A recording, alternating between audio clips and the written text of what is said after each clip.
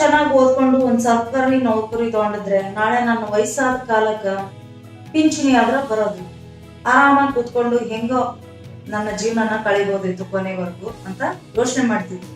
ಸರ್ಕಾರಿ ನೌಕರಿ ಮಾಡೋರಿಗಷ್ಟ ಪಿಂಚಣಿ ಬರುತ್ತಂತ ನೀವ್ ತಿಳ್ಕೊಂಡಿರಿ. ಹಂಗ ನೀವ್ ತಿಳ್ಕೊಂಡಿದ್ರ ಅದು ನಿಮ್ ತಪ್ಪು ಕಲ್ಪನೆ ನೋಡ್ರಿ.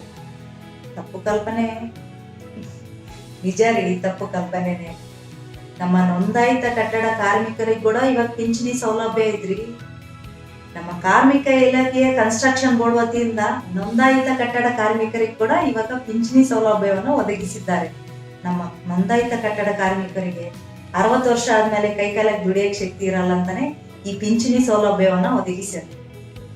ಈ ನೋಂದಾಯಿತ ಕಟ್ಟಡ ಕಾರ್ಮಿಕರು ಈ ಯೋಜನೆ ಬಗ್ಗೆ ತಿಳ್ಕೋಬೇಕು, ಪಡ್ಕೋಬೇಕು ಅಂತ ನಮ್ಮ ಕಾರ್ಮಿಕ ಸಚಿವರಾದಂತ ಮಾನ್ಯ ಸಂತೋಷ್ ಲಾಡ್ ಸಾಹೇಬ್ರು ಹಗಲಿರಲು ಶ್ರಮಿಸ್ತಿದ್ದಾರೆ ನೋಡ್ರಿ.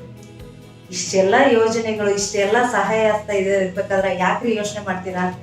ಹೋಗ್ರಿ, ಕಾರ್ಮಿಕ ಇಲಾಖೆ ಕನ್ಸ್ಟ್ರಕ್ಷನ್ ಬೋರ್ಡ್ ನ ಸೋಷಿಯಲ್ ಮೀಡಿಯಾ ಪೇಜ್ಗಳಿಗೆ ಭೇಟಿ ನೀಡಿ. ಆ ಲಿಂಕ್ಗಳನ್ನೆಲ್ಲ ನಾನು ಡಿಸ್ಕ್ರಿಪ್ಷನ್ ಬಾಕ್ಸ್ ಅಲ್ಲಿ ಹಾಕಿರ್ತೀನಿ.